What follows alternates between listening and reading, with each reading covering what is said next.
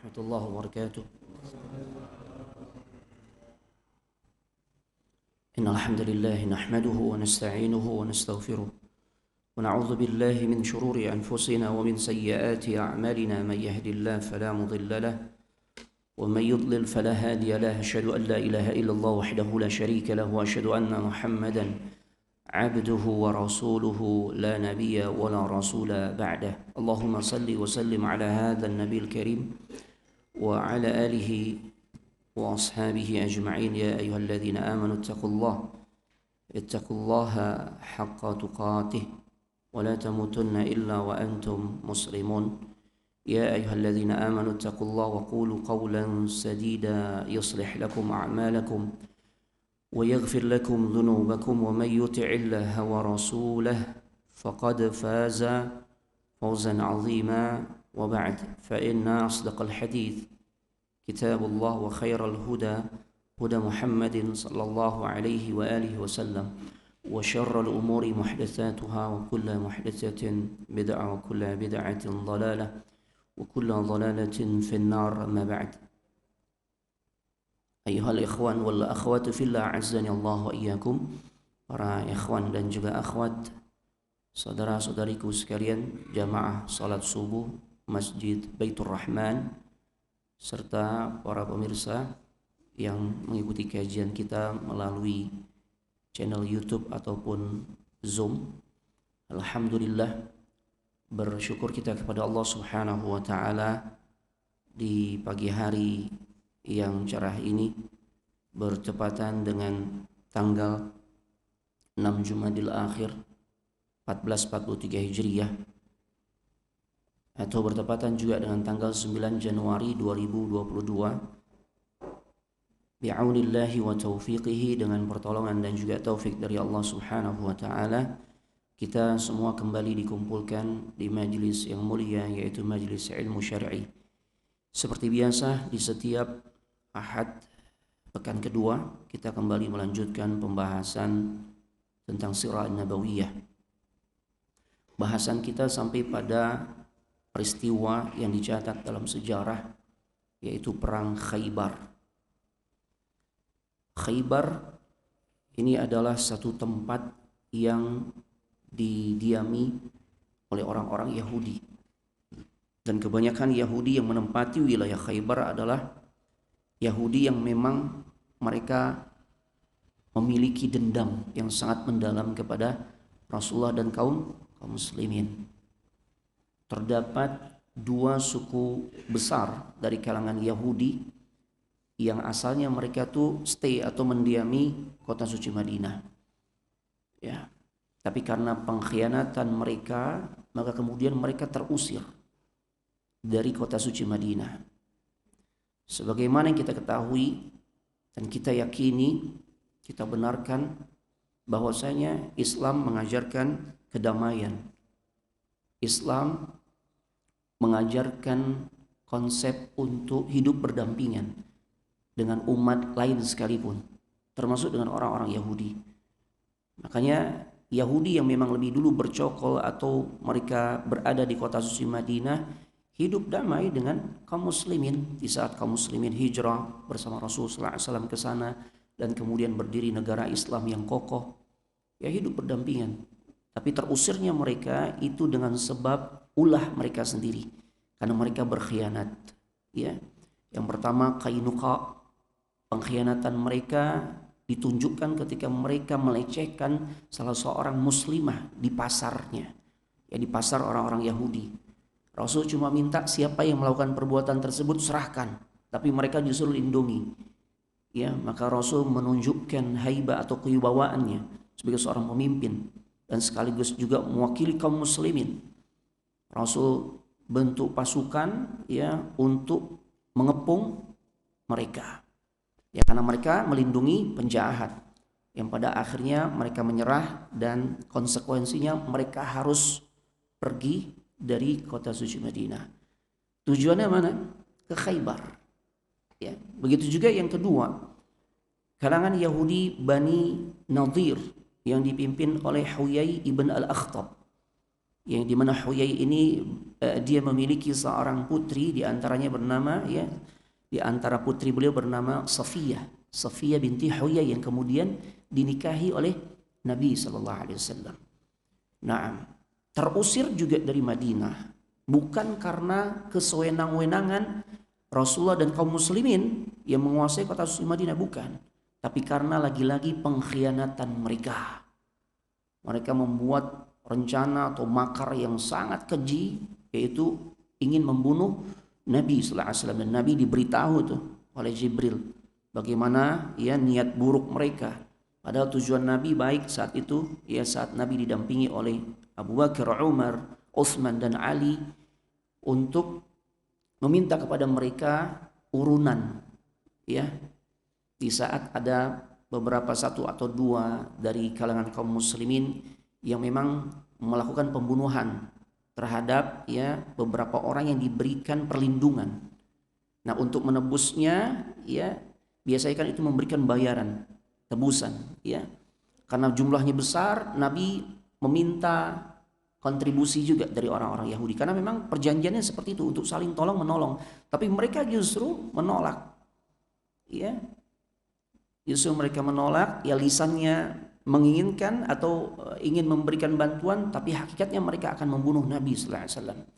Dan dengan sebab itu kemudian dikepunglah ya wilayah perkampungan Yahudi Bani Nadir, yang sampai pada akhirnya mereka terusir dari kota suci Madinah. Ketika mereka nyerah, mereka terusir. Tujuan mereka kemana? Lagi-lagi Khaybar, jemaah. Khaybar. Dan saat itu memang Huyai ibn al-Akhtab ya membawa harta benda miliknya yang sangat banyak, di antaranya emas-emas yang dia miliki, emas, permata dan sebagainya yang dia miliki dia bawa juga tuh, karena memang diperkenankan oleh Nabi sallallahu alaihi wasallam untuk membawanya. Ya silakan bawa, ya yang jelas mereka harus pergi dari Madinah. Baik, karena nanti ada cerita juga berkaitan dengan penaklukan Khaybar tentang hartanya Huyai ibn al-Akhtab yang disembunyikan. Tapi dengan kecerdikan Nabi bisa mengungkap tuh. Ya, taib. Padahal saat itu disembunyikan oleh kerabat-kerabatnya Huyai. Taib. Nah, sehingga Khaybar ini menjadi markas untuk orang-orang Yahudi. Barisan sakit hati. Ya, sehingga mereka berupaya ya untuk menuntaskan dendamnya di berbagai kesempatan, dan itu terjadi saat peristiwa perang Ahzab atau Khandaq. Ya, itu yang memprovokasi orang-orang musyrikin Quraisy mengerahkan 4.000 pasukan, ditambah lagi 6.000 pasukan dari Ghatafan. Siapa tuh provokatornya? Yahudi Bani Nadir. Berangkat mereka ke Mekah, provokasi orang-orang musyrikin Quraisy yang mereka tahu juga tentu yang masih memendam dendam. Ya, dan akhirnya gayung bersambut, berangkatlah 10.000 pasukan. Subhanallah. Tapi lagi-lagi Allah memberikan pertolongan kepada kaum muslimin sehingga mereka pun terusir dari kota suci Madinah. Ya. Nah, ketika perjanjian Hudaybiyah telah dibuat, di antara poin-poin perjanjiannya adalah adanya gencatan senjata. Ya, gencatan senjata antara kaum muslimin dengan musyrikin Quraisy. Jadi ada 3 kekuatan besar nih yang mengancam eksistensi keberadaan ya kaum muslimin di kota suci Madinah. Yang pertama di Mekah, musyrikin Quraisy. Aman sejak perjanjian Hudaybiyah, berarti aman. Jadi tidak ada persoalan lagi nih dengan mereka. Tapi ada 2 kekuatan lagi nih. Ya yang Rasul prediksikan dia akan bisa mengganggu proses dakwah dan juga mengganggu eksistensi negara Islam Madinah. 2 kekuatan itu adalah ya Yahudi yang berpusat di Khaybar dan juga orang-orang dari kalangan suku Ghatafan yang jumlahnya sangat besar. Dan itu terbukti ya saat keterlibatan mereka bergabung dalam pasukan koalisi di mana mereka mengerahkan 6.000 pasukan. Akan tetapi Rasul lebih mengkhawatirkan kekuatan Yahudi. Sekalipun jumlah mereka nggak sebanyak Ghatafan serta kabilah-kabilah di sekitarnya, di antaranya Bani Ashja', Bani Sulaim dan sebagainya, ya Rasul sallallahu alaihi wasallam jauh lebih mengkhawatirkan kekuatan Yahudi. Kenapa? Ya karena mereka memang ya kemampuan konspirasinya, ya memprovokasinya itu jauh lebih hebat dibandingkan, dalam tanda petik ya, dibandingkan Ghatafan. Kalau Ghatafan tuh ikut-ikutan aja. Kalau ditawari nanti hasil bumi atau sumber daya alam kita misalnya berupa kurma, ya, atau hasil lainnya kita bagi dua deh. Maka mereka tertarik. Ghatafan tuh begitu biasanya, ya. Tapi kalau kekuatan secara mental, mereka sebenarnya enggak, ya, tidak memiliki hal itu. Baik, sehingga Rasulullah SAW tidak perlu atau tidak terlalu mengkhawatirkan kekuatan Ghatafan. Nah, kekuatan Yahudi yang ada di Khaybar inilah yang menjadi target Nabi sallallahu alaihi wasallam dan juga kaum muslimin, ya, untuk melemahkan mereka. Ya, makanya dijelaskan 20 hari setelah kembalinya Rasulullah SAW dari Hudaybiyah. Kemudian Rasulullah SAW keluar menuju Khaybar, ya, menuju Khaybar. Jadi jaraknya nggak lama tuh setelah peristiwa perjanjian Hudaybiyah, mau umroh nggak jadi, ya, dan kemudian harus pulang lagi ke Madinah. 20 hari setelahnya Rasul bergerak menuju Khaybar, ya, untuk menaklukkan Khaybar. Masya Allah. Taib. Di buku kita, ya, ini ada terdapat di halaman 650 jemaah. Taib. Khaybar ini keadaan secara geografis, dia adalah satu wilayah yang di situ terdapat berbagai macam benteng, benteng-benteng yang kokoh. Syekh Safir Rahman Mubarakfuri menjelaskan kurang lebih sekitar ada 8 benteng. Ya, 8 benteng sebagai pertahanan, ya, bagi kota tersebut. Jadi siapapun atau dari pihak manapun kekuatan yang akan mencoba menghancurkan atau merebut kota Khaybar harus menaklukkan dulu 8 benteng tersebut. Berarti nanti strategi perangnya pun menjadi berbeda nih. Ya, nah, Masya Allah. Itu keadaan secara umum berkaitan dengan, ya, kota Khaybar. Nah, kemudian di halaman 651 di situ dijelaskan oleh Syekh Safir Rahman Mubarakfuri di antara motivasi Nabi sallallahu alaihi wasallam, ya, bergerak bersama kurang lebih yang pertama 1.400 pasukan. 1.400 pasukan ini memang yang mereka ini berangkat ke Hudaybiyah. Rasulullah SAW memang memerintahkan, ya, orang-orang yang berangkat ke Hudaybiyah untuk bergerak lagi. Kemudian beliau juga katakan siapapun yang mau ikut silakan, tapi tidak ada janji, ya, untuk mendapatkan ghanimah. Maksudnya apa? Nabi sallallahu alaihi wasallam sengaja, ya, menyampaikan hal itu. Tujuannya adalah, ya, bahwasanya, ya, dengan kata lain beliau berkata jangan kalian ikut bersama kami kecuali memang karena punya keinginan kuat untuk berjihad, bukan karena tujuan lain, bukan karena nanti berharap dapat bagian harta rampasan perang. Jangan, ya, karena memang ternyata Allah Subhanahu wa taala telah menyampaikan wahyunya kepada dirinya tentang janji untuk, ya, kaum muslimin, berkaitan dengan janji, ya, yang akan didapatkan oleh kaum muslimin, ya, dari harta-harta rampasan perang yang sangat banyak. Allah Subhanahu wa taala, ya, menjanjikan tentang hal itu di mana Allah abadikan dalam surah Al-Fath ayat 20. Ya. Di situ Allah berfirman, wa'adakumullahu maghanima katsiratan ta'khudunaha fa'ajjala lakum hadhihi. Ya, Allah Subhanahu wa taala menjanjikan kepada kalian harta rampasan perang yang sangat banyak yang dapat kalian kuasai, yang dapat kalian ambil. Oh, Masya Allah. Jadi Allah disampaikan nih, ya, berita tentang bagaimana nanti kaum muslimin akan mendapatkan harta rampasan perang yang sangat banyak, dan peristiwa itu terjadi di Khaybar. Ya. Maka kata Allah Subhanahu wa taala, disegerakannya harta rampasan ini untuk kalian, untuk kaum muslimin. Ya, maksud janji dalam ayat tersebut, ya, pada awal, ya, ayat tersebut Allah menyampaikan dengan kalimat wa'adakumullah. Allah telah menjanjikan. Nah, janjinya Allah itu, ya, diawali dengan peristiwa perjanjian Hudaybiyah. Nah, sedangkan harta rampasan itu terjadi di Khaybar, jemaah. Masya Allah. Jadi sudah ada sinyal memang yang Allah sampaikan kepada Nabi sallallahu alaihi wasallam untuk bergerak ke Khaybar, di antaranya adalah karena pada akhirnya Allah akan berikan kemenangan, ya, ditandai kaum muslimin akan mendapatkan harta yang sangat banyak. Taib. Nah tadi kami sampaikan juga, ya sebagian ulama sejarah mengungkapkan Rasul sebelum berangkat menyampaikan, janganlah kalian berangkat kecuali kalian memang benar-benar memiliki semangat jihad yang kuat. Dan jangan berharap untuk mendapatkan ya jatah ghanimah. Kecuali orang-orang yang berangkat ke Hudaybiyah bersama diriku sebelumnya. Nah, seperti itu ya. Baik, karena orang-orang yang berangkat ke Hudaybiyah adalah orang-orang yang sudah teruji keimanannya. Nggak perlu diragukan lagi.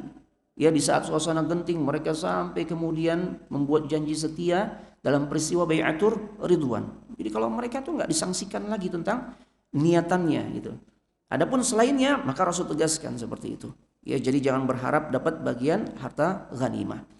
Nah ketika Rasulullah SAW hendak keluar ke Khaybar, ya dan beliau telah mengumumkan hal tersebut, ya boleh bergabung hanya orang-orang yang suka berjihad saja.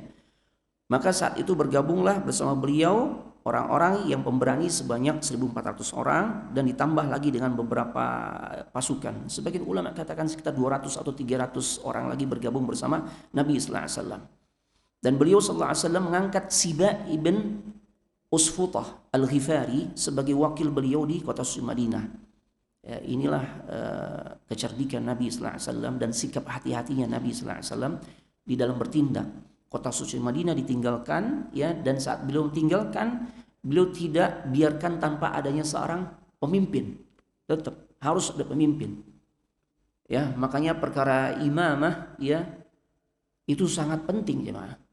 Jangankan pada sebuah negara, dalam sebuah keluarga saja mesti ada pemimpinnya, ya.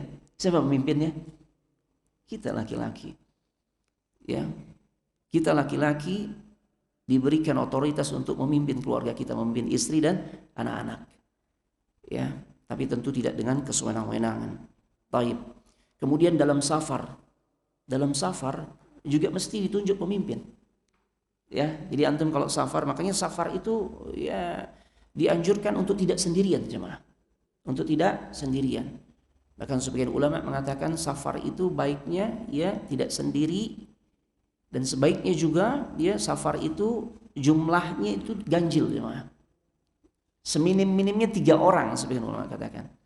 Sehingga ketika terjadi musyawarah dibutuhkan pengambilan keputusan, maka dengan 3 orang ini nih bisa nanti dicapai kesepakatan. Sebagian ulama menjelaskan demikian. Taib. Nah, beliau menunjuk Siba bin Usfutah Al-Ghifari sebagai wakil di Madinah. Walaupun ada riwayat lain ya dari Imam Ibnu Ishaq yang menegaskan atau menjelaskan yang diangkat sebagai wakil beliau di kota suci Madinah itu adalah Numailah bin Abdullah Al-Laitsi. Ya, namun pendapat yang pertama tadi yang dikatakan oleh para atau sebagian ulama sejarah itu ya lebih tepat. Taib. Nah, pada peristiwa menuju Khaybar, ya, ada satu kejadian di mana Allah Subhanahu wa taala memberikan hidayah kepada salah seorang sahabat yang sebelumnya masuk Islam. Sebelumnya belum masuk Islam nih. Sebelumnya masih kafir. Ya, dia adalah Abdurrahman ibn Sakhr Ad-Dawsi. Yang nama aslinya adalah Abdus Syams, hamba matahari. Itu nama aslinya. Ya, hamba matahari. Kemudian masuk Islam. Maka Nabi sallallahu alaihi wasallam merubah namanya menjadi Abdur Rahman. Ini di antara nama yang recommended bagi laki-laki, Abdurrahman, Abdullah, ya, dan semisalnya. Itu nama yang bagus, jemaah.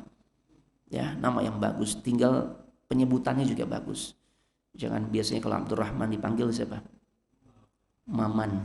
Ya. Abdullah Dulo. Ya salah. Gimana nih? Ya, taib. Masya Allah. Orang-orang beriman tuh saat rohnya dicabut dan dibawa oleh rombongan malaikat ya ke langit untuk disampaikan kepada Allah, itu nanti malaikat menyebutkan dirinya dengan nama terbaiknya. Itu cuma ya, dengan nama terbaiknya. Taib. Jadi disebutkan namanya dengan nama yang terbaik, cuma. Taib.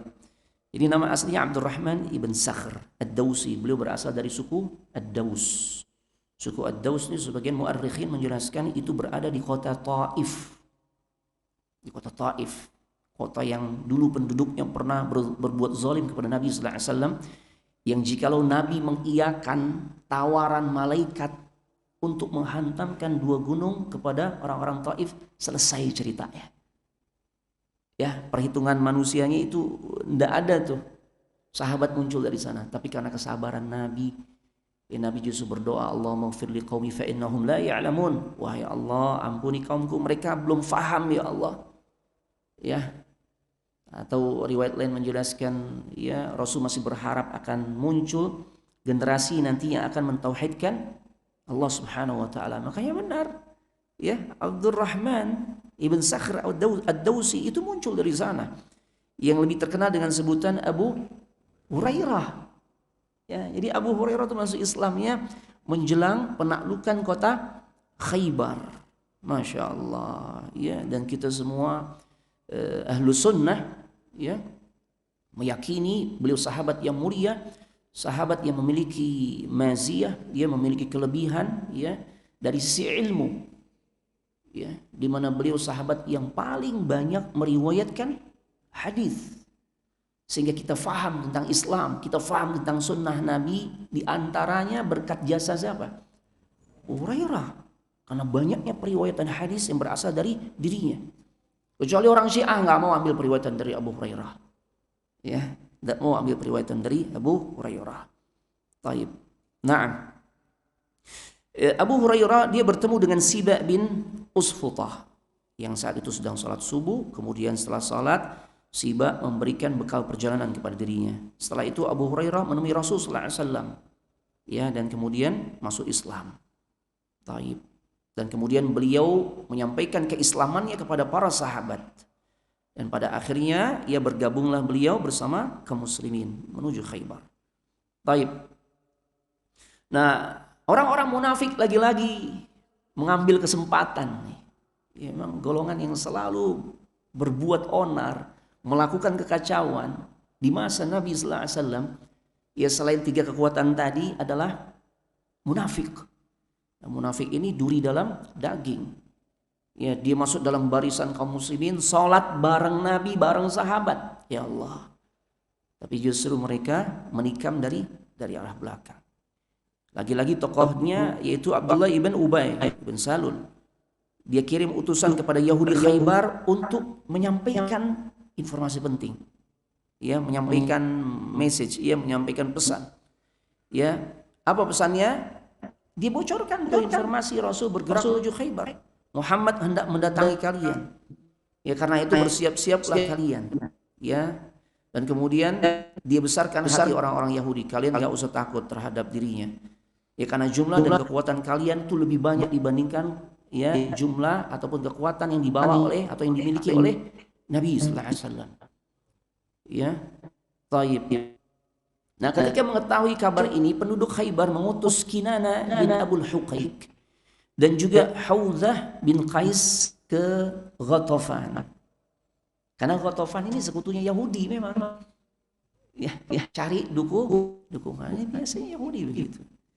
Mereka sering main belakang. Mereka sebenarnya orang-orang yang pengecut, ya. Mereka akhirnya minta bantuan kepada orang-orang Ghatafan. Baik. Namun di sini Syekh Shafir Rahman menjelaskan orang-orang Ghatafan minta syarat. Mereka faham juga dengan karakter Yahudi. Ya. Karena mereka akan berikan bantuan tapi tentu enggak gratisan. Gitu ya. Ini disebut dengan bargaining politik. Selalu begini, ya. Kalau udah urusan politik, urusan kekuasaan, ya, eksistensi satu negara itu biasanya memang ada tawar menawar politik. Ya, ini juga terjadi nih. Ya, Ghatafan minta kepada orang-orang Yahudi, mereka siap memberikan dukungan, pembelaan, ya. Tapi syaratnya separuh hasil kurma Khaybar kirim kepada mereka atau buat mereka. Masya Allah. Ya, akhirnya disepakatilah perjanjian tersebut intinya. Ya. Kemudian perjalanan menuju Khaybar, Rasulullah SAW mengambil jalan lewat Gunung Asr. Ada yang membaca dengan bikasril ain, Isr. Ya. Setelah melewati As-Sahba, ya. Beliau bermalam di satu lembah yang disebut dengan Ar-Raji. Dari tempat inilah ya Rasul bisa mudah melewati perkampungan orang-orang Ghatafan. Ya. Dan orang-orang Ghatafan sudah mengadakan persiapan secara matang. Karena kan sudah menjalin hubungan dengan orang-orang Yahudi ya. Mereka sudah siap-siap tuh untuk mensupport orang-orang Yahudi. Tapi ternyata di tengah perjalanan mereka berpikir lagi. Ya, selain berpikir tentu mereka dibuat ciut hatinya. Siapa yang membuat ciut atau membuat takut hati mereka? Allah Subhanahu wa taala. Akhirnya mereka mengurungkan niatnya, membatalkan niatnya untuk ngebantu orang-orang Yahudi. Mereka berpikir, wah ini ya bagaimana kaum muslimin sepak terjangnya di dalam peperangan yang sudah terjadi ini kan luar biasa. 300 lawan 1000 menang. Kemudian 700 lawan 3000 ya nggak bisa dikatakan kaum muslimin kalah. Sebagian ulama sejarah katakan draw ya dalam perang Uhud. Kemudian beranjak lagi dalam peristiwa perang Khandaq. Mereka turut serta juga merasakan bagaimana kurang lebih sebulan mengepung kekuatan yang jumlahnya hanya 3000 aja padahal mereka 10.000. Mereka nggak sanggup balik lagi tuh dalam peristiwa perang Khandaq. Ya, belum lagi agresi-agresi militer yang kecil-kecilan yang jumlah pasukannya tidak sebanyak dalam 3 peristiwa perang tadi.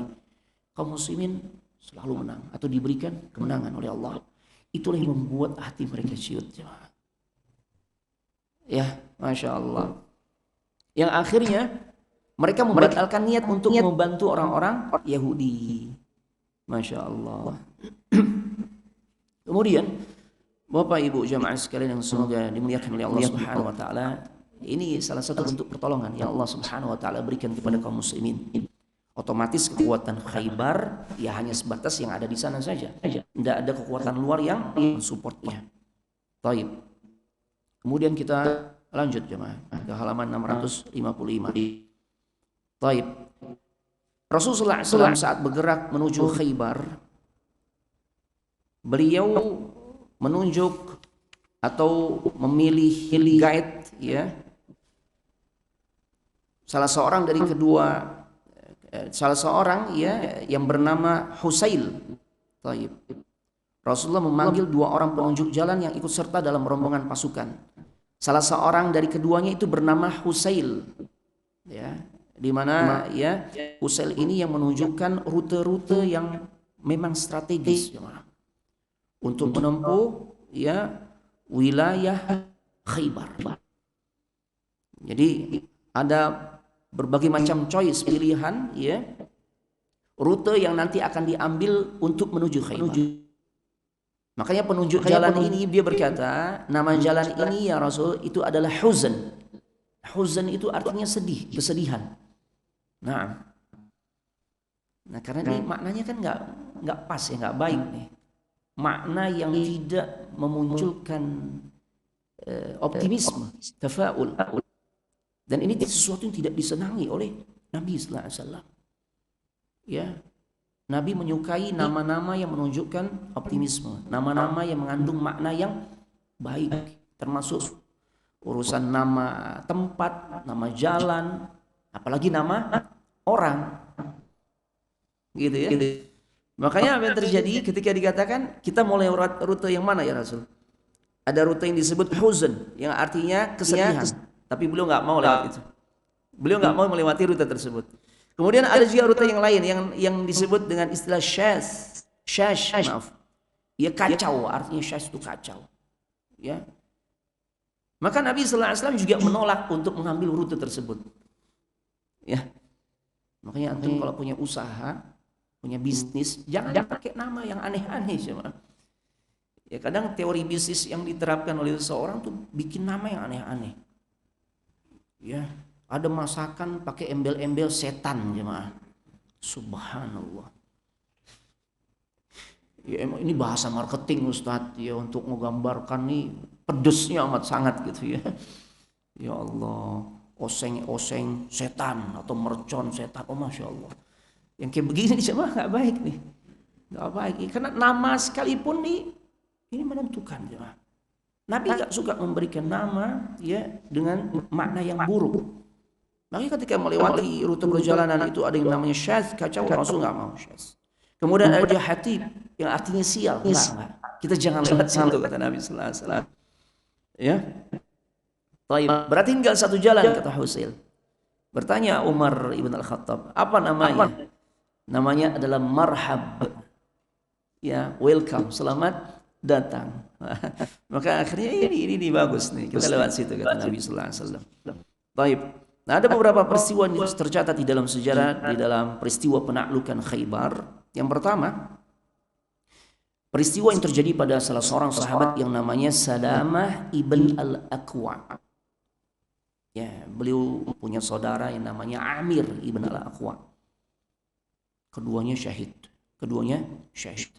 Nah, tapi berkaitan dengan Salamah, sudah ada tanda-tanda di mana para sahabat pun ngerti nih Salamah nih bakal syahid. Bagaimana peristiwanya? Ya, diceritakan kami keluar bersama Nabi sallallahu alaihi wasallam ke Khaybar dan kami mengadakan perjalanan, artinya perjalanan yang dilakukan itu di malam hari. Kemudian ada seorang yang berkata kepada Amir, wahai Amir, apakah engkau tidak mau memperdengarkan suaramu? Ya, maka Amir adalah seorang penyair. Karena itu dia turun lalu dia melantunkan syair-syairnya. Ya. Maaf ini sebenarnya salah ya. Ini bukan Amir jemaah. Di buku ana ini Amir tercatatnya. Entah dicetakan yang lebih bagus Dokter Ari. Di situ Amir juga ya. Baik, sebenarnya Salamah. Ya, Salamah yang menyampaikan syair ini Salamah nih. Ya, kalau bukan karena engkau ya Allah, kami tidak akan mendapatkan hidayah. Ya, wa ma sallaina wa ma tasaddaqna. Dan kalau bukan karena hidayahmu, kami juga nggak bisa melaksanakan ibadah salat, kami nggak bisa sedekah. Ya, isi syairnya seperti itu. Ya, maka ighfir lana, ampunilah dosa-dosa kami sebagai tebusan selama kami tegar di dalam ketaatan kepadamu ya Allah. Teguhkan pendirian kami ya di dalam peperangan ini. Berikanlah kepada kami ketentraman hati. Kami tidak ingin hidup jika musuh mengalahkan kami. Jadi syair-syair yang membangkitkan semangat perjuangan kaum muslimin saat itu yang memang butuh spirit. Atau sebagian ulama katakan ini disebut dengan senandung atau nasyid. Monggo fadhal. Bersenandung, bernasyid boleh. Tapi nggak usah pakai ketimpringan gitu ya, alat musik macam-macam ya, jangan, nggak usah, udah ungkapkan aja syair-syair yang bisa membangkitkan semangat. Atau ada lagi yang dikreasikan zaman sekarang tuh ya, nggak alat musik sih Ustadz, cuma pakai suara mulut aja tapi menyerupai alat musik. Ada nggak begitu? Ada. Apa istilahnya? Akapela ya. Musiknya dilarang ya nggak? Cari-cari celah, kan musik dilarang, tapi kalau yang mirip-mirip sih nggak apa-apa Ustaz gitu ya. Jangan jemaah. Ya, jangan. Udah kalau mau senandung aja, tapi itu pun porsinya sewajarnya. Jangan tiap hari senandung baca Quran lupa. Subhanallah. Emang ada untayan kalimat-kalimat yang maknanya baik yang menandingi ya untayan yang terdapat di dalam ayat suci Al-Qur'an yang menandingi kemuliaan ya ayat suci Al-Qur'an. Adakah yang seperti itu? Gak ada jemaah. Jadi tetap Al-Quran adalah prioritas. Tapi sewaktu-waktu bersenandung mengucapkan syair-syair yang bisa membangkitkan keimanan, membangkitkan semangat untuk berjuang, ya. Nah, maka silakan saja. Nah, baik. Nah, di sini ada tanda atau isyarah. Tanda di mana Salamah ibn al-Aqwa itu akan mati syahid. Ya. Maka apa yang terjadi? Siapa yang melantunkan syair itu? Tanya Rasulullah SAW. Maka orang-orang menjawab Salamah ibn al-Aqwa. Di sini Amir ibn al-Aqwa. Maka beliau bersabda, semoga Allah merahmati dirinya. Ya, semoga Allah merahmati dirinya dan semoga Allah mengampuni dirinya. Ghafarallahu lahu. Para sahabat faham, Nabi kalau sudah mendoakan kepada seorang dengan kalimat redaksi yang seperti itu, orang itu akan mati syahid. orang itu akan mati syahid. Ya. Peristiwa kedua, di tengah perjalanan orang-orang menemukan satu lembah, ya. Yang di saat mereka menemukan lembah tersebut, orang-orang bertakbir dan mengungkapkan kalimat, di sebagian riwayat mengatakan mengucapkan kalimat zikir dengan suara yang keras, khususnya kalimat takbir, Allahu Akbar, teriak-teriak. Ya. Juga mengucapkan kalimat tauhid, la ilaha illallah, dengan suara yang sangat keras. Dan kemudian Rasulullah SAW mengingatkan atau bersabda, ya, tenangkanlah diri kalian, karena kalian tidak berdoa kepada zat yang tuli, ya, kepada yang tuli dan yang jauh, tidak. Kalian berdoa kepada yang maha mendengar lagi maha dekat. Masya Allah, ini adab doa gitu lah, nggak usah teriak-teriak. Ya, ajarin anak kita nih, kalau amin biasa aja, biasa kan anak-anak ya, mungkin kita dulu kecil begitu kali ya, kayaknya sebegitu ya. Ya, baik. Kalau baca amin, amin, jangan ajarkan. Kita berdoa kepada yang maha mendengar. Ya, amin, tapi gak usah teriak-teriak. Ya, Nabi juga ajarkan kepada para sahabat, silakan kalian bertakbir, ya, kalimat mengucapkan kalimat zikir, tapi jangan teriak-teriak seperti itu. Baik.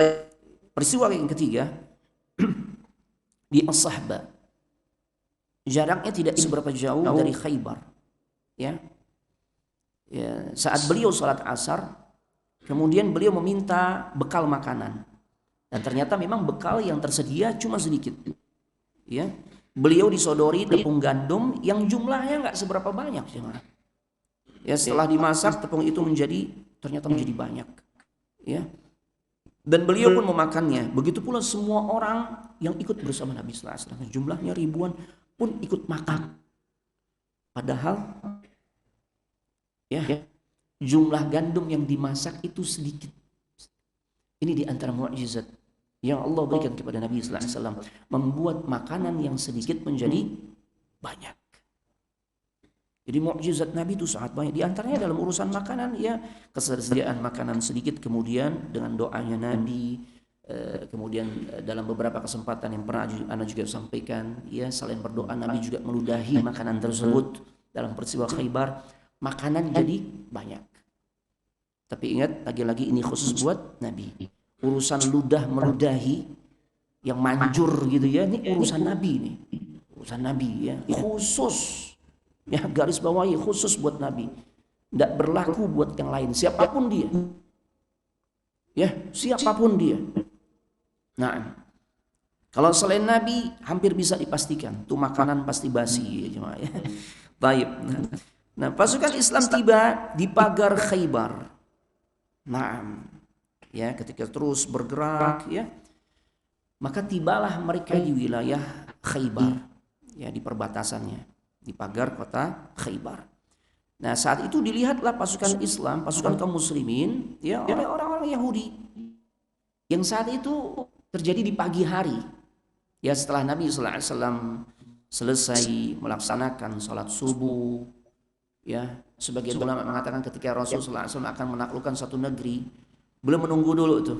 Setelah salat subuh, ya, sebelum dilaksanakan salat subuh, terdengar suara azan enggak di tempat itu? Ya, jadi setelah Rasul mengerjakan sholat subuh bersama sahabat atau kaum muslimin, kalau nggak terdengar Rasul bisa langsung bergerak. Ya, nah, sebagian riwayat menjelaskan seperti itu. Jadi setelah sholat subuh, ya, Rasul bergerak memasuki kota Khaybar, dan saat itu dilihat oleh orang-orang Khaybar, yang mereka tuh nggak nyangka secepat itu Rasul dan kaum muslimin tiba di kota mereka. Terbukti saat itu keadaan mereka yang mereka bawa tuh, kalau mereka benar-benar siap perang, itu pasti yang dibawa pedang, tombak, panah, ya, dan senjata-senjata lainnya. Tapi karena memang nggak siap, nggak nyangka kalau secepat itu pergerakan Nabi bersama kaum muslimin. Keadaan mereka saat itu, saat di pagi hari ketika kaum muslimin udah tiba di Khaybar, mereka tuh bawa pacul, sekop dan sebagainya, bawa cangkul gitu ya. Ya, karena kan aktivitas mereka adalah bercocok tanam. Nggak nyangka ya, Mas. Dan ketika mereka atau sebagian mereka melihat kedatangan Rasulullah Muhammad bersama kaum muslimin, ya, sebagian ulama katakan jumlahnya sekitar 1.600 atau 1.700-an. Maka mereka berteriak, Muhammad wal Khamis, Muhammad wal Khamis. Ya. Muhammad datang bersama pasukannya. Mereka teriak-teriak tuh. Ya, sebagian naik ke benteng-benteng yang ada di kota Khaybar, mereka teriak tuh agar suaranya terdengar. Ini ada istilah al-khamis. Khamis itu kan dari kata khamsah, yang artinya apa? 5. Ini simbol bahasa isyarat, kode di kalangan orang Yahudi, ya, untuk menyebutkan pasukan. Karena mereka memahami, ya, pasukan tempur itu biasanya dibagi menjadi 5 kelompok. Ya, kelompok yang di depan, kelompok di belakang, kanan, kiri, dan tengah. Jadi ada 5. Nah, mereka katakan Muhammad wal Khamis. Ya, Muhammad dan pasukannya telah datang ke Khaybar. Masya Allah. Ya, kemudian mereka kembali lagi ke kota mereka dengan berlarian. Dan Nabi sallallahu alaihi wasallam meyakinkan pasukannya, ya, ketika beliau mengucapkan kalimat takbir Allahu Akbar, tidak lama lagi akan runtuh Khaybar. Ya, runtuhlah Khaybar. Baik. Rasul mengatakan jika kami memasuki halaman satu wilayah atau satu kaum, niscaya amat buruklah pagi hari yang dialami oleh orang-orang yang sebenarnya sudah diperingatkan tentang hal itu. Ya, baik. Nabi SAW memilih satu tempat untuk dijadikan markas bagi pasukan Muslim. Ya, kemudian Al-Hubab bin Al-Munzir menemui beliau dan bertanya, ya Rasulullah, apakah tempat yang engkau pilih ini ketetapan yang Allah sampaikan kepada dirimu, atau ini hanya sebatas siasat perang yang berasal darimu, ijtihad belaka? Ya, maka Nabi sallallahu alaihi wasallam mengatakan, hadza ra'yi, kama qala Nabi sallallahu alaihi wasallam, ini hanya pendapatku, bukan wahyu. Nah, kalau bukan wahyu berarti masih ada ruang untuk berdiskusi. Adabnya Nabi, adabnya para sahabat tuh begitu, jemaah. Karena kalau udah wahyu, ya nggak boleh lagi untuk didebat, untuk disampaikan pilihan yang lain, pendapat yang lain. Ya, kalau wahyu udah pasti yang terbaik. Ya, syariat atau wahyu yang Allah turunkan berupa syariatnya yang Nabi telah sampaikan kan udah sempurna. Maka nggak perlu lagi itu pilihan lain. Ya, tidak perlu lagi sesuatu yang di luar syariat, jemaah. Karena udah sempurna. Ya, taib. Nah, karena ini adalah pendapat Nabi, maka akhirnya Al-Hubayb ibn Al-Munzir, beliau meminta izin untuk menyampaikan idenya. Ya Rasulullah, tempat ini terlalu dekat dengan benteng, ada yang disebut benteng Natat, ya, dan juga para prajurit Khaybar yang memang dipusatkan di benteng ini. Ya, ini bisa berbahaya untuk pasukan kita. Intinya begitu. Coba pilih tempat yang lain yang lebih aman untuk keberadaan kita. Ya, taib. Beliau jelaskan tuh alasannya kenapa. Ya, dengan begitu kalau kita menempati wilayah yang terlalu dekat dengan benteng mereka, ya, mereka akan lebih mudah mengetahui tentang pergerakan kita, kondisi kita. Sedangkan kita sebaliknya. Ini Masya Allah pertimbangan yang sangat cerdas. Kita nggak bisa mengetahui tentang keadaan mereka karena terhalang benteng. Ya, ditambah lagi anak panah mereka itu bisa dengan mudahnya sampai ke tempat kita. Otomatis ya tempat yang tinggi lebih mudah melakukan serangan. Ke tempat yang rendah. Makanya ketika peristiwa perang Uhud juga Nabi menempatkan kan 50 orang pasukan pemanah. Nah, taib. Nah, sedangkan anak panah kita nggak bisa mencapai benteng-benteng mereka yang tinggi. Ya, kita nggak aman ya Rasul dari sergapan mereka yang bisa datang secara tiba-tiba. Ya, nah di sini banyak terdapat pohon-pohon kurma, tempatnya rendah dan tanahnya kurang baik juga. Andai saja engkau berkenan memerintahkan, ya, kita pindah deh ke satu tempat yang tidak seperti ini dan kita jadikan tempat itu sebagai markas. Masya Allah, usulnya seperti itu. Dan Nabi SAW mengatakan, engkau telah memberikan pendapat yang sangat jitu, yang sangat baik. Ya, lalu Nabi memerintahkan, ya, pasukan kaum muslimin untuk berpindah ke tempat lain yang diusulkan oleh Al-Hubayb ibn Al-Munzir. Masya Allah. Jadi Rasul itu adalah seorang pribadi yang mendengarkan usul para sahabat. Ini penting jemaah. Ya. Kemudian, nah ketika tiba di tempat tersebut, ya tempat yang tidak jauh dari Khaybar, maka Nabi sallallahu alaihi wasallam memerintahkan agar semua berhenti. Qifu, berhenti. Ya. Dan saat Nabi sallallahu alaihi wasallam berhenti, Nabi berdoa. Ini penting nih. Semua strategi untuk mencapai satu tujuan sudah kita lakukan. Kalau bahasa kita nih ikhtiar, usaha. Ya. Usaha sudah kita tempuh. Namun nggak cukup hanya sebatas bergantung dengan usaha kita. Ya. Kalau usaha ini disebutnya dalam konsep tawakal badlul asbab. Mengambil sebab. Ada satu rukun lagi yang jauh lebih penting untuk ditunaikan kita ketika kita menunjukkan tawakal kita kepada Allah. Ya, sehingga kita berharap saat kita bersandar bertawakal kepada Allah, maksud, tujuan, cita-cita kita itu Allah mudahkan. Allah berikan ketenangan, Allah berikan kemenangan. Ini tawakal. Berdoa jemaah. Doa. Tafwidul amr ila Allah, menyerahkan urusan hanya kepada Allah. Nih, ya penting dalam segala urusan, dalam setiap kondisi jemaah. Pasrahkan diri kepada Allah setelah memang kita juga menjalani usaha. Ya, nah, dan ini adalah konsep tawakal yang benar jemaah. Ya, karena ada sebagian orang tuh tawakal juga keliru. Kalau kita hanya bersandar, ya hanya kepada Allah tanpa dibarengi usaha, itu juga salah. Ini pemalas biasanya. Ya, seorang pemalas yang berlindung atas nama tawakal. Kalau rezeki emang Allah udah takdirin, udah bersandar sama Allah, ntar juga datang. Itu pernah terjadi. Syekh Abdul Razak pernah cerita tuh ya. Di saat ada pembagian makanan, di satu wilayah. Jadi ada donatur yang suka membagi-bagi makanan. Ada seorang yang punya konsep tawakalnya ini salah, jemaah.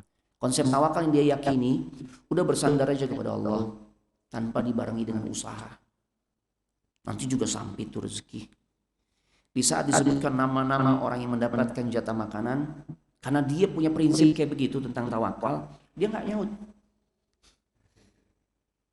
Kalau dia nyaut, artinya oh berarti tawakal saya udah nggak maksimal kepada Allah. Ya, berarti saya masih berharap kepada manusia. Enggak nyaut. Berharap nanti dianterin. Ternyata apa? Ya karena disebut enggak nyaut, akhirnya sudah lewat lah. Hari berikutnya dipanggil lagi itu, nyata sama, enggak nyaut. Sampai pada akhirnya salah seorang panitia di antara mereka nih ya berinisiatif. Oh dia kenal nih orang yang disebut-sebut namanya, enggak nyaut, mungkin enggak ada gitu ya. Akhirnya dianterin ke rumahnya. Baik ya, dianterin ke rumahnya. Di saat datang ke rumah orang tersebut yang punya pemahaman konsep tawakal yang keliru, ya tentu adabnya saat mau masuk ke rumah orang kan, ya mengucapkan salam, assalamualaikum. Adakah orang di dalam? Wahai fulan. Ada sebenarnya nih orang aja, gitu ya. Yang konsep tawakalnya nih salah nih, ada sebenarnya. Cuma karena dia keyakinannya kalau tawakal udah berserah diri aja sama Allah. Nggak boleh lakukan usaha apapun, itu bisa merusak tawakal yang sebenarnya. Dia nggak jawab tuh salam, karena kalau jawab salam berarti udah nggak bergantung lagi sama Allah gitu ya. Tapi akhirnya dia nggak salam. Ya tentunya orang yang ngebawain makanan ini mengira oh nggak ada orang di dalam. Akhirnya apa yang terjadi? Yang bawain makanan ini berkata, ya dia mengucapkan perkataan yang didengar oleh orang tersebut yang ada di dalam, yang konsep tawakalnya keliru. Kalau memang nggak ada si fulan, ya sudahlah, saya akan serahkan makanan ini kepada orang lain saja, gitu ya. Akhirnya apa? Ya, dia berdehem, gitu ya. Kasih isyarat, gitu loh ya. Nah, ini dehem usaha bukan? Usaha, jadi keliru jemaah. Kalau yang namanya tawakal tuh nggak usaha tuh keliru jemaah. Ya, dehemnya dia usaha tuh. Ya. Akhirnya ketahuan, oh ya ada orang yang dikasih akhirnya, ya Masya Allah. Jadi nggak usah sok-sokan lu tawakal itu ya udah serahkan semua kepada Allah tanpa dibarengi usaha. Jangan jemaah. Taib. Walaupun jangan juga kita bersandar terlalu besar dengan usaha yang kita tempuh. Karena ada saat-saat tertentu ketika usaha itu udah mentok, nggak bisa lagi melakukan apapun, ternyata Allah berikan jalan keluar. Ya, taib. Ibunda Maryam, ya ibunya Nabi Isa alaihissalam, di saat beliau berada di mihrabnya, beliau saat itu memang nggak bisa cari nafkah, seorang wanita yang memang seorang diri. Ya Allah berikan karunia tuh makanan yang sebenarnya sebagian ulama tafsir mengatakan ini makanan yang sebenarnya saat itu tidak musim jemaah. Ya, lagi nggak musim tapi ada tuh di mihrabnya ibunda Maryam. Masya Allah. Itu pemberian langsung dari Allah Subhanahu wa taala. Taib. Tapi ya kita jangan ngarep yang kayak begitu deh. Ya level kita kan nggak kayak ibunda Maryam ya. Masya Allah. Taib. Kita usaha aja mah, usaha. Jangan malas. Nah, kemudian selain itu juga jangan bersandar juga ya full kepada usaha yang kita tempuh. Jangan. Doa ini penting. Makanya Nabi berdoa Allahumma. Ini doa Nabi. Dan doa ini juga diajarkan untuk kita amalkan. Diajarkan Nabi untuk kita amalkan. Kalau kita sampai ke satu tempat, ke satu wilayah, atau mungkin kita pulang kampung, ya, tempat yang sebenarnya bukan tempat domisili kita, maka baca doa ini. Nabi saat tiba di Khaybar, Rasul perintahkan berhenti. Maka Rasulullah SAW berdoa, Allahumma rabbas samawati sab'i wa ma adlalna. Wahai Allah, Rabb yang menguasai 7 lapis langit dan apa-apa yang dinaungi oleh langit tersebut. Yang dinaungi oleh langit tersebut. Wa rabbul aradina as-sab' wa ma aqlalna. Ya. Wahai Rabb yang menguasai 7 lapis bumi dan apa yang ada di atasnya. Masya Allah. Ya. Kemudian Nabi SAW melanjutkan doanya. Wa rabbas syayatina wa ma adlalna. Wahai Rabb yang menguasai para syaitan, ya, dan apapun yang telah disesatkannya. Masya Allah. Semua dalam kekuasaan Allah. Wa rabbar riyahi wa ma dharaina. Rabb yang mengendalikan angin dan apa yang diterbangkannya. Masya Allah. Ya. Angin ini disebut dalam doa ini. Ya, angin disebutkan karena angin ini memiliki banyak manfaat. Angin ada yang berfungsi menggerakkan awan sehingga awan itu terkumpul sehingga terjadilah proses turunnya hujan. Dengan sebab angin pula dipisah-pisahkan tuh awan sehingga yang tadinya hujan kemudian menjadi cerah. Dengan bantuan angin pula Allah menjadikan tumbuh-tumbuhan berkembang biak. Ya, entah mungkin sebutannya dengan istilah penyerbukan dan sebagainya. Ini dengan bantuan angin. Kapal-kapal atau bahtera yang ada di lautan bisa berlayar. Digerakkan oleh apa? Angin. Makanya sampai Allah Subhanahu wa taala sebutkan dalam doa ini, Rasulullah SAW ya berdoa yang lafaznya yang menguasai angin dan apa yang diterbangkannya. Makanya nggak boleh caci maki angin, nggak boleh. Ya diperintahkan kita berkaitan dengan angin, kita memohon kebaikan dari angin yang ada, ya, dan berlindung dari keburukan yang ditimbulkan. Dan kemudian doa berikutnya Nabi sampaikan, as'aluka khaira hadhil qaryah wa khaira ahliha. Wahai Allah, aku mohon kepadamu ya Allah kebaikan tempat ini, kampung ini, dan juga kebaikan penduduknya. Kita nggak tahu kan, apalagi kan tempat yang kita datangi itu tentu tempat yang asing bagi kita. Kita nggak tahu bagaimana karakter penduduk tersebut. Boleh jadi apa yang menjadi perangai atau perbuatan kita ini nggak sesuai dengan apa yang berlaku di sana, sehingga menimbulkan keburukan. Ya. Atau memang penduduk sana tuh memiliki karakter-karakter yang suka merugikan orang lain, kita berlindung dari hal-hal demikian. ya, dan meminta agar diberikan kebaikan saja dari tempat tersebut, wa khairu ma fiha, dan kebaikan apa yang terdapat di dalam ya wilayah yang didatangi. Wa a'udzubika min syarriha wa syarri ahliha wa syarri ma fiha. Aku berlindung kepadamu ya Allah dari kejelekan tempat, kampung atau desa ini, kejelekan penduduknya. Aku juga berlindung dari hal yang seperti itu ya Allah, dan apa-apa yang ada di dalamnya. Masya Allah. Ini hadis dikeluarkan oleh Imam An-Nasa'i. Ya, Masya Allah. Jadi ini bisa diamalkan juga jemaah. Kalau kita datang, kita safar, sampai ya ke tempat safar yang kita tuju, baca doa tersebut. Baca doa tersebut.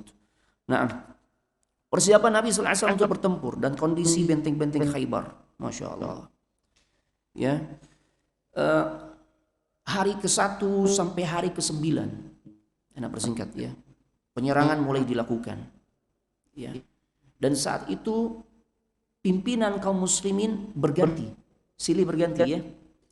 Diawali diantaranya Rasul percayakan kepada sahabat Abu Bakar As-Siddiq untuk memimpin pasukan kaum muslimin bergerak menaklukkan Khaybar. Ya, menaklukkan Khaybar berarti harus menaklukkan benteng-benteng yang ada di dalamnya. Di saat dipimpin oleh Abu Bakar, ternyata kaum muslimin mengalami kesulitan, belum berhasil menaklukkan benteng-benteng yang kokoh yang ada di Khaybar.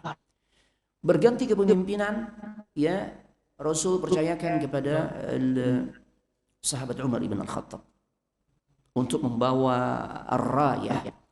Rayah itu simbol ya, simbol sebagai seorang pemimpin ya yang membawa panji, yang ditandai dengan membawa panji, membawa apa sih, bendera.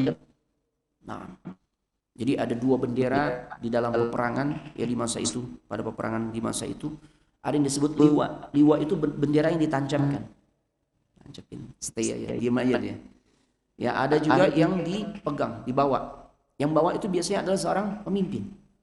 Nah, saat dipimpin oleh Umar, ternyata ya penyerangan ke Khaybar pun belum berhasil, jemaah. Ya, di antaranya dijabarkan di dalam kitab Zadul Ma'ad ya, dan di buku-buku sejarah lainnya. Taib. Belum juga berhasil. Sampai kemudian tiba di hari ke-10. Ya, di hari ke-10 maka Nabi sallallahu alaihi wasallam mempercayakan ar-rayah, panji atau bendera kaum muslimin, yang itu sebagai simbol yang memegangnya adalah pemimpinnya, jenderal perangnya. Ya. Beliau percayakan, beda lagi setelah itu. Ya. Beliau percayakan kepada seseorang yang Nabi katakan dia adalah orang yang mencintai Allah dan Allah pun mencintai dirinya. Masya Allah. Ya. Dan tidak lain ternyata ya dipercayakanlah panji itu kepada Ali ibn Abi Thalib. Cuma saat itu, saat di pagi hari, Ali nggak ada. Kata para sahabat, Ali sedang sakit mata ya Rasul. Maka Rasul perintahkan, ya hadirkan dirinya di hadapanku. Dan kemudian Nabi ya mendoakan dan mengusapkan ya wajahnya atau matanya Ali bin Abi Thalib dengan ludahnya. Ya, lagi-lagi dengan ludahnya cuma. Ya, maka ini lagi-lagi ini khusus buat Nabi. Khusus buat Nabi. Ya, berarti memang ludahnya Nabi lebih ampuh dibandingkan antibiotik cuma. Matanya Ali bin Abi Thalib yang sakit ini kemudian sembuh. Seperti beliau tidak merasakan sakit sedikit pun. Masya Allah. Ya, pada saat itu Umar berkata, di saat Nabi tawarkan, aku akan serahkan panji ini kepada seseorang yang Allah mencintai dirinya dan dia pun tentu mencintai Allah. Ya. Maka Umar berkata, aku tidak pernah merasakan begitu semangat untuk meraih kepemimpinan tersebut kecuali pada saat itu.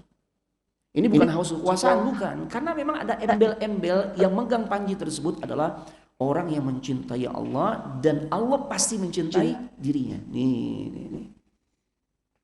Oh, akhiratnya akhirat, bukan urusan dunia. Makanya Umar katakan, aku pengen banget, berharap Rasul percayakan panji itu diberikan lagi kepada diriku. Tapi ternyata Rasul serahkan kepada Ali bin Abi Thalib. Masya Allah. Ya. Dan Nabi jelaskan, di saat panji tersebut telah diamanahkan kepada Ali bin Abi Thalib, Rasul katakan, la ta'jal, jangan buru-buru. Ya, turunlah, masukilah pelataran mereka atau kawasan mereka. Ya, dan sebelum menyerang, ajak mereka dulu untuk masuk Islam. Tuh. Jadi jangan langsung diserbu, jangan. Ajak mereka dulu, ya, untuk masuk Islam. Masya Allah, ini dakwah, jemaah, dakwah yang santun. Ya, beritahukan kepada mereka hak-hak Allah yang harus mereka tunaikan untuk diibadahi dengan sebenar-benar ibadah dan tanpa dipersekutukan dengan sesuatu apapun. Demi Allah, kata Rasulullah SAW, seandainya Allah memberikan petunjuk kepada seorang dengan perantaraan dirimu, artinya dengan dakwahmu ini, engkau ajak di antara mereka, ya ada yang masuk Islam ternyata, engkau ajak mereka masuk Islam dan di antara mereka ada yang mau masuk Islam, ketahuilah, ya, keutamaan mengajak orang untuk masuk Islam atau untuk mempelajari Islam. Para ulama jelaskan, orang jadi faham tentang agama Islam, ya, karena peran dari seseorang atau beberapa orang, maka orang-orang tersebut akan mendapatkan keutamaan yang menandingi keutamaan seseorang yang memiliki onta merah, humran ni'am. Ya, Masya Allah. Kita ngajak orang kajian, dengan sebab itu orang jadi faham tentang agamanya. Dia faham mana halal, mana haram, mana yang sunnah, mana yang enggak sunnah. Masya Allah, keutamaannya melebihi seseorang memiliki onta merah. Ya, onta merah pemahamannya dirubah deh. Ya, redaksinya onta merah. Maksudnya sesuatu yang sangat berharga, mahal. Ferrari. Kita kan nggak tertarik kalau ditawari onta, ya, onta paling berapa? Tapi zaman itu onta merah nih kendaraan paling mewah, paling mahal. Berarti pas gak kalau Anda bilang Ferrari ya, Ferrari sama. Lebih berharga dibandingkan Ferrari sama. Masya Allah. Pemahaman yang seperti itu, artinya lebih berharga dari sesuatu harta yang terbaik. Ya, Masya Allah. Maka akhirnya dengan kepemimpinan Ali bin Abi Thalib, Khaybar, ya, itu bisa ditaklukkan. Satu persatu benteng yang sangat kokoh itu ditaklukkan. Padahal Khaybar itu dibagi menjadi dua bagian. Satu bagian memiliki 5 benteng. Di sini jelaskan ada benteng Naim, benteng As-Sa'ib bin Mu'adz, ada benteng Qal'ah Az-Zubair, ada benteng Ubay, ada benteng An-Nizar. Ya. Kemudian kawasan yang kedua ada 3 benteng. Ada benteng Al-Qamus. Benteng ini milik Abul Huqaiq dari Bani An-Nadir, Yahudi Bani Nadir. Ya, na'am. Kemudian ada juga benteng Al-Watih, ya, dan yang terakhir benteng As-Sulalim. Na'am. Sebenarnya para ulama katakan, ya, Syekh Shafir Rahman mengatakan Khaybar masih ada beberapa benteng lagi. Namun benteng-benteng tersebut relatif kecil. Gitu. Jadi andai pun masih ada benteng lain, itu kecil dan tidak sulit untuk ditaklukkan. Taib. Jadi 8 benteng ini yang kemudian, ya, berhasil ditaklukkan. Nah, perang diawali, ya, sebelum perang kolosal itu perang duel 1 lawan 1, jemaah. Ya. Perang 1 lawan 1. Taib. Dan saat itu majulah perwakilan dari orang Yahudi, ya, Yahudi Khaybar, yang bernama Marhab. Dia tantang tuh siapa perwakilan dari kaum muslimin. Ya, taib. Maka yang maju adalah Salama ibn Al-Aqwa, yang tadi didoain oleh Nabi sallallahu alaihi wasallam. Ghafarallahu lahu, rahimahallahu lahu. Ya, semoga Allah merahmati dirinya dan semoga Allah mengampuni dirinya. Sahabat faham, oh, mati syahid nih. Dan ternyata, ya, di saat diajak duel oleh Marhab, ya, maka ya, yang menerima tawaran tersebut adalah Salama ibn Al-Aqwa. Ya, dia mengatakan, setelah tiba kami di Khaybar, raja mereka Marhab keluar dengan menghunus pedangnya sambil melantunkan syair-syair yang menunjukkan keberaniannya. Khaybar sudah mengenal, akulah Marhab, jagoannya, gitu ya. Memanggul senjata tajam, pahlawan yang punya pengalaman, yang akan menyambar siapapun bila perang telah dikobarkan. Ya, taib. Di kisah ini ternyata memang Amir Al-Aqwa yang maju ke hadapan Marhab, ya, sambil membalas syairnya. Dan Khaybar sudah mengenal Akhulah Amir, ya, pemangku senjata tajam, pahlawan yang selalu berpetualang. Akhirnya keduanya terlibat dalam pergumulan yang seru dan saling menyerang. Allah alam bisawab. Riwayat yang ana baca itu sebenarnya yang Allah alam mana yang lebih kuat nanti ya. Salamah ibn al-Aqwa yang berhadapan dengan Marhab, dan kemudian dia kalah ya. Dan memang pada akhirnya maju pula Amir ibn al-Aqwa. Ya, Amir ibn al-Aqwa. Amir maju ya.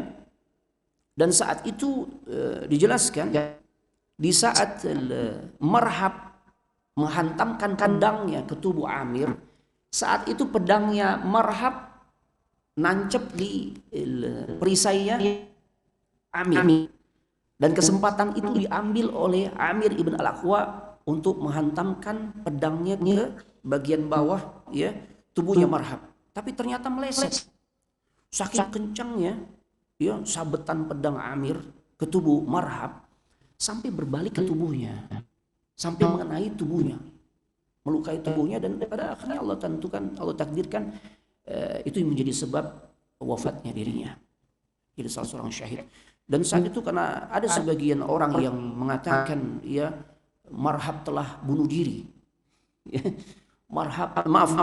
Amir ibn al-Aqwa bunuh diri. Akhirnya dibantah oleh Nabi sallallahu alaihi wasallam. Ya, dibantah oleh Nabi sallallahu alaihi wasallam. Ya, dibantah oleh Nabi sallallahu alaihi wasallam. Maaf, anak keliru ya, tadi di awal anak katakan Salamah. Ya, Amir, yang benar Amir. Karena Salamah, jadi Salamah yang kemudian datang kepada Nabi karena merasa risau dengan perbincangan banyak orang yang mengatakan Amir saudaraku ini mati karena bunuh diri. Ya, akhirnya Rasul katakan tidak. Dia tidak mati bunuh diri. Dia syahid. Dia syahid. Ya, taib. Dia syahid. Taib. Dia syahid. Ya, karena bahkan dikatakan dia mendapatkan 2 pahala.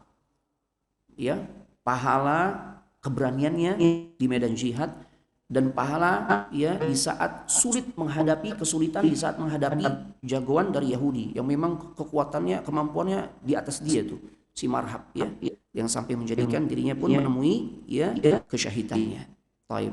Beliau mendapatkan 2 pahala. Taib. Masya Allah. Ya. Bapak Ibu jamaah sekalian, semoga dimuliakan oleh Allah Subhanahu wa taala. Dan barulah kemudian akhirnya Marhab ini bisa ya dikalahkan oleh Ali bin Abi Thalib. Ya, di saat Ali maju untuk berduel dengan Marhab, Ali berhasil mengalahkan Marhab. Ya, memang Ali salah seorang sahabat yang sangat jago ya dalam urusan perang jemaah, di antaranya. Terlebih saat perang yang sifatnya duel 1 lawan 1. Baik. Dan kemudian terjadi, kami persingkat, perang kolosal. Perang kolosal. Ya, ditaklukkanlah benteng satu demi satu, ya, benteng Az-Zubair, benteng Ubay, benteng An-Nizar, ya. Dan di situ banyak sahabat memainkan peran ya, di dalam proses menaklukkan benteng-benteng tersebut, ya. Sampai pada akhirnya ketika Yahudi merasa sadar, ya, mereka akan kalah, mereka mengambil strategi baru. Apa itu? Mereka mengajak berunding, ya, dengan Nabi sallallahu alaihi wasallam. Gencatan senjata jemaah. Dan Nabi SAW terima ya tawanan mereka dengan syarat mereka harus menyerahkan semua harta yang mereka miliki. Ya. Apalagi Rasul tahu ada harta yang sangat banyak tuh yang dibawa oleh Huyai ibn al-Akhtab. Ya, Huyai bawa ketika dia terusir dari Madinah yang tadi Anda ceritakan, ya. Kemudian dia bawa ke Khaybar.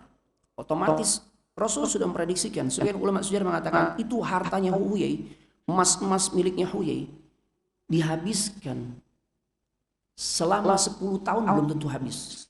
Saking banyaknya jemaah. Rasul tahu itu ada di Khaybar. Ya, kata Rasul sallallahu alaihi wasallam, semua harta kalian serahkan kepada kami.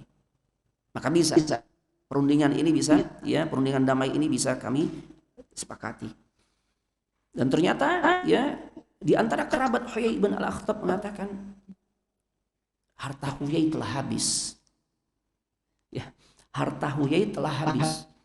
Nah, bagaimana Rasulullah SAW memiliki kejelian untuk mengungkap kedustaan Yahudi ini, kerabatnya Huyai. Namun di sisi lain Rasul nggak punya bukti. Nah, maka digunakanlah ada satu istilah untuk mengungkap satu kasus.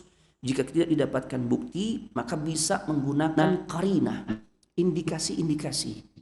Bagaimana caranya? Rasul katakan, kalau engkau berdusta, maka taruhannya adalah dibunuh. Ya konsekuensinya engkau harus dibunuh. Dia katakan benar, harta Huyai telah habis, dipakai untuk kebutuhan sehari-hari. Ya.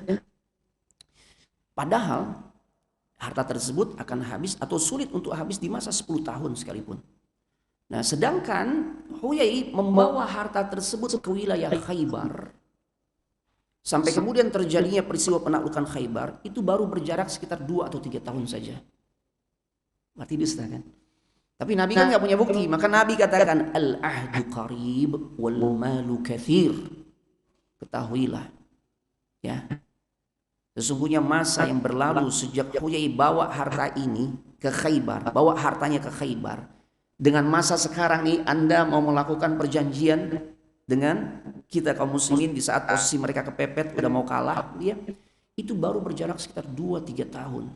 Sedangkan harta miliknya itu jauh lebih banyak. 10 tahun aja nggak habis. Artinya apa? Dusta nih. Akhirnya dicari dan ternyata didapatkan. Hartanya Huyai di reruntuhan bangunan yang di situ ya ditimbun harta Huyai.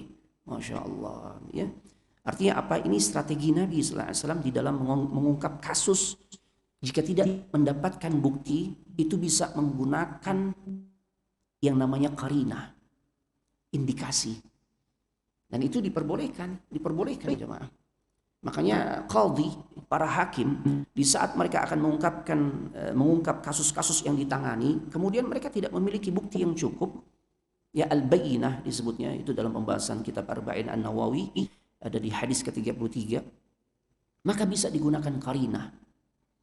Ya, di antaranya juga saat diungkap siapa sih sebenarnya ya yang katakanlah memiliki hasrat untuk berbuat zina ketika Nabi Yusuf dan juga Zulaikha ketangkap basah oleh suaminya kan.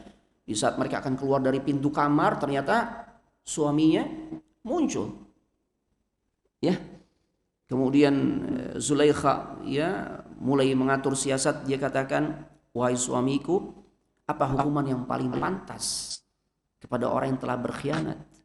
Ya karena Yusuf ya diasuh di lingkungan kerajaan dan sebagainya. Apa yang paling pantas hukuman untuk orang yang akan menodai kehormatan istrimu? Ya tidak lain dipenjara, ayus jana, ya dipenjara atau azabun alim, atau disiksa. Masya Allah. Tapi kemudian Allah datangkan saksi yang mengungkap tentang kasus tersebut, siapa yang salah dalam bentuk qarinah, ya isyarat, ya. Saksinya ini berasal dari saudaranya Zulaikha. Dia katakan, silakan saja kita lihat di mana posisi robekan bajunya Yusuf. Kalau robekannya ada di depan, berarti yang salah adalah Yusuf. Ya, sedangkan Zulaikha benar. Ya karena seorang laki-laki yang akan memperkosa ya seorang wanita, tentu ada di depannya. Ya, di saat wanita itu berontak, sangat mungkin pakaian yang terkoyak, yang robek itu bagian depan. Nah, tapi kalau robekannya ada di belakang, berarti Yusuf minas sadiqin. Dia termasuk orang yang benar, ya. Sedangkan Zulaikha dia adalah orang yang pendusta, orang yang berdusta. Nah, konsep seperti ini disebut dengan istilah qarinah, indikasi, ya untuk mengungkap satu kasus. Itu pula yang diterapkan oleh Nabi Sallallahu Alaihi Wasallam saat akan mengungkap dia di mana harta Huyai ibn al-Akhtab. Taib, ya. Jadi intinya kalau kita persingkat, memang dalam peperangan ini Allah Subhanahu wa taala ya berikan kemenangan untuk kaum muslimin, ya, untuk kaum muslimin, dan Nabi sallallahu alaihi wasallam pun mendapatkan ya bersama kaum muslimin mendapatkan harta ghanimah yang sangat banyak, jemaah, yang sangat banyak. Taib. Ini diantara yang bisa kami sampaikan berkaitan dengan perang Khaybar. Jika ada pertanyaan, kami persilahkan sebelum anak tutup. Ada pertanyaan jemaah? Masih belum ada Ustaz. Belum ada. Barangkali dari jamaah yang ada di sini. Jemaah yang di sini, fadhal. Jika ada yang bertanya, fadhal Bapak. Ya, fadhal Bapak ini, kemudian Bapak ini. Assalamualaikum warahmatullahi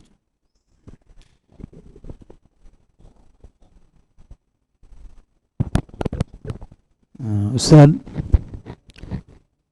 Yahudi ini berada ketika itu di Madinah ataupun di wilayah Arab ya. Itu mereka memakai nama-nama Arab atau nama-nama Ibrani atau mereka berbahasa Ibrani. Jadi cirinya mereka kelihatan. Atau mereka memang sehari-hari pakai nama Arab dan berbahasa Arab. Taib. Demikian. Apa perbedaannya? Barakallahu fikum. Sebagian mereka menggunakan nama-nama Arab. Ya, di antaranya adalah Abdullah ibn Salam, itu Yahudi juga itu. Ya, Yahudi juga, bahkan termasuk rahib di kalangan orang-orang Yahudi yang kemudian Allah Subhanahu wa taala berikan hidayah masuk ke dalam Islam dan menjadi sahabat Nabi sallallahu alaihi wasallam. Interaksinya juga menggunakan bahasa Arab, sebagian ulama sudah katakan. Karena proses yang panjang mereka tinggal di kota Madinah, yang kita semua mengetahui kota suci Madinah didiami oleh orang-orang Arab saat itu. Ya, maka proses interaksinya pun menyesuaikan dengan penduduk setempat. Ya, walaupun tentunya ya sangat mungkin komunikasi antar mereka menggunakan bahasa bapak moyang atau nenek moyang mereka gitu ya, tapi interaksi dengan orang-orang sekitar tentu bahasa yang dipahami oleh penduduk setempat. Dalam hal ini bahasa Arab. Allah alam bisawab. Baik.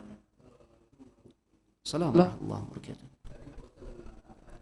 Kita ini ahli sunnah. Nah, Batas mana disebut ahli sunnah? Itu satu lagi. Untuk jadi orang khusus, apakah ada pelajarannya itu? Coba minta bocoran Ustaz. Assalamualaikum warahmatullahi wabarakatuh. Assalamualaikum warahmatullahi wabarakatuh. Baik. Batasan disebut ahlus sunnah wal jamaah gitu ya. Bahkan semua mengklaim kita ahlus sunnah. Ahlus sunnah orang-orang yang komitmen dengan sunnah. Sunnah ini penisbatan kepada siapa? Rasulullah sallallahu alaihi wasallam. Jadi apapun yang beliau bawa itu menjadi ikutan kita. Itu yang menjadi standar kita di dalam beramal. Jadi kita semakin komitmen dengan apa yang Rasul kerjakan, apa yang Rasul contohkan, itu yang menjadi ikutan kita. Wabil khusus dalam perkara-perkara ibadah, maka ahlus sunnah. Jangan justru Rasul ajarkan satu ibadah yang sudah jelas untuk kita ikuti, tapi kita memilih cara ibadah yang lain. Hah?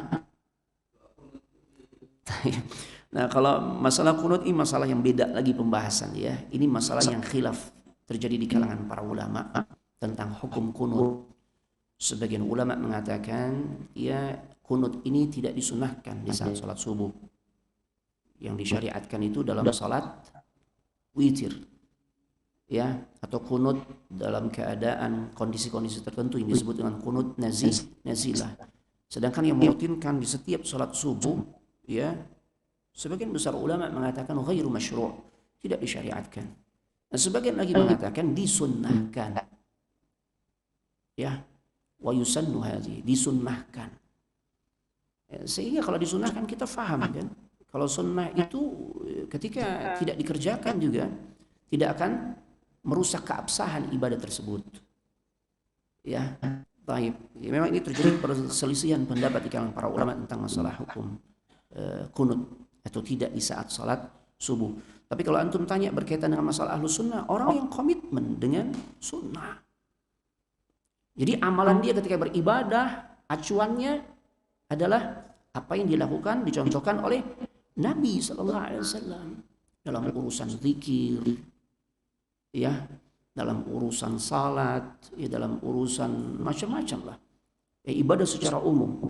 Standar kaifiyah tata caranya mengikuti apa yang Rasulullah SAW ajarkan. Jika Rasulullah SAW mengajarkan konsep zikir yang berbilang, kita lihat jumlah bilangan yang Rasul ajarkan ketika saat berzikir itu paling banyak 100 jemaah. Tapi kita temui ada konsep zikir yang harus membaca 3.000, 5.000, 10.000. Nah, ya kan? Berarti kan sudah keluar dari jalur apa yang Nabi sallallahu alaihi wasallam contohkan. Jadi ahlus sunnah itu mengikuti ya sunnahnya Nabi sallallahu alaihi wasallam. Wal jamaah, al jamaah ini penisbatan kepada para sahabat. Ya. Karena kalau kita melihat Islam sekarang tuh macam-macam, Pak. Islam yang lebih mengedepankan akal dibandingkan dalil, Islam yang mengedepankan perasaan. Ya, sehingga muncul ajaran-ajaran baru, kelompok-kelompok baru, nabi-nabi baru tuh. Ya. Kenapa? Karena nggak mengacu konsep beragamanya, ya, nggak mengikuti pemahaman para sahabat al-jamaah ini. Ya, makanya standar kita nih untuk menjadi ahlus sunnah wal jamaah yang benar-benar ahlus sunnah wal jamaah, ikutilah cara beragamanya Rasul dan para sahabat. Baik. Itu ya, maka disebut ahlus sunnah. Tidak hanya sebatas mengaku. Ya. Kalau ngaku-ngaku ahlus sunnah semua ngaku, tapi harus dibuktikan. Pembuktiannya ada di dalam ayat yang disebut ayatul imtihan Ali Imran, ya, Al-Ula ayat 31 ya. Nah, yang artinya ketika ana sedikit lupa ya. Ada yang ingat kan? Qul in kuntum tuhibbunallah fattabi'uni yuhibbukumullah. Jika kalian benar-benar mencintai Allah, ya, maka ikutilah aku, kata Nabi sallallahu alaihi wasallam. Ya. Ikutilah aku. Jadi standar Ahlus Sunnah itu mengikuti jalannya Rasul sallallahu alaihi wasallam. Baik. Kemudian untuk jadi orang khusus, yang seperti apa orang khusus, Pak? Orang-orang baik gitu, bahkan mencapai tingkat waliullah gitu ya. Para waliullah itu karakternya satu, Pak. Mereka bertakwa kepada Allah Subhanahu wa taala. Ya. Ini untuk meluruskan pemahaman di kalangan sebagian kita kaum muslimin yang menganggap waliullah itu adalah orang-orang yang punya kesaktian. Ya enggak? Yang bisa jalan di air, yang bisa terbang di udara. Padahal urusan terbang di udara itu urusannya burung. Kasih aja burung, urusannya burung itu. Ya, jalan di air itu jobnya siapa? Ikan. Ya sudah, kita jalannya di darat. Ya, bukan yang seperti itu. Ya, walaupun memang sangat mungkin Allah berikan yang disebut dengan karomah kepada para waliullah, tapi bukan syarat mutlak. Orang menjadi seseorang tuh akan menjadi orang khusus, ya katakanlah menjadi wali kan. Kan orang-orang spesial dalam Islam tuh para nabi, para rasul, para nabi, dan golongan ketiga itu waliullah. Orang dikatakan wali itu bukan karena bisa menunjukkan kesaktian, tidak. Tukang sulap bisa sakti, Pak. Dukun bisa sakti ya? Gimana nggak sakti? Orang yang wajahnya minimalis, faham wajahnya minimalis. Ini cowok nih, wajahnya minimalis, nggak ganteng. Datang ke dukun, dikasih ajian semar mesem misalnya. Akhwat yang lihat tuh, masya Allah, ibarat Yusuf, gitu ya. Pada minimalis sakti gitu, sakti. Tapi dukun, Pak, dukun yang mengelabui matanya Nabi Musa sehingga tali-tali kecil atau tongkat-tongkat kecil yang dilemparkan, namun di hadapan pandangan Nabi Musa itu adalah ular-ular yang menakutkan. Itu siapa yang melakukan? Sakti ya, sakti. Makanya disebut wali untuk menjadi orang khusus. Ya jangan kita fahami yang bisa menunjukkan kesaktian, enggak.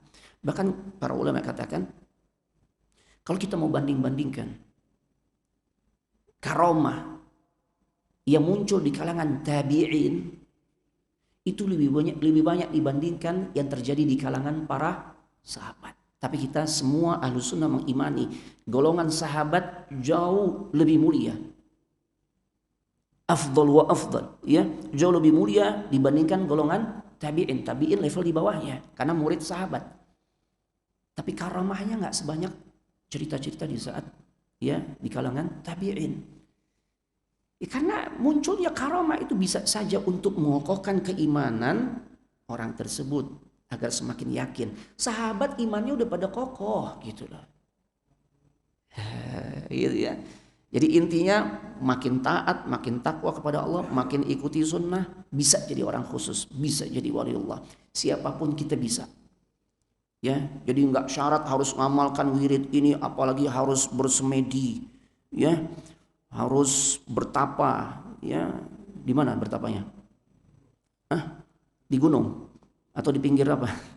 Ya, di pinggir sungai ya sampai lumutan misalnya gitu ya. Masya Allah. Jangan bukan yang seperti itu ya. Taatilah Allah. Jalani ibadah dengan sebaik-baiknya ya, dan jauhi kesyirikan. Berakhlak yang baik, jadi waliullah. Ya. Dan waliullah itu orang yang sudah mencapai derajat waliullah nggak perlu ya pengakuan dari orang. Gitu kan? Ini kan kita kan kalau viral, apalagi kalau udah masuk YouTube, yang bisa menunjukkan keanehan-keanehan, maka yang muncul wali-wali zaman sekarang yang seperti itu, yang nggak pakai baju, yang gitaran sambil ngerokok, gitu ya. Wali ini wali, nggak cuma ya. Taib, jadi begitu ya. Mudah-mudahan manfaat. Tidak ada lagi pertanyaan. Maka kita tutup dengan doa kifaratul majlis. Subhanakallahumma wa bihamdik asyhadu an la ilaha illa anta astaghfiruka wa atubu ilaik. Assalamualaikum warahmatullahi wabarakatuh. Wa iyyakum.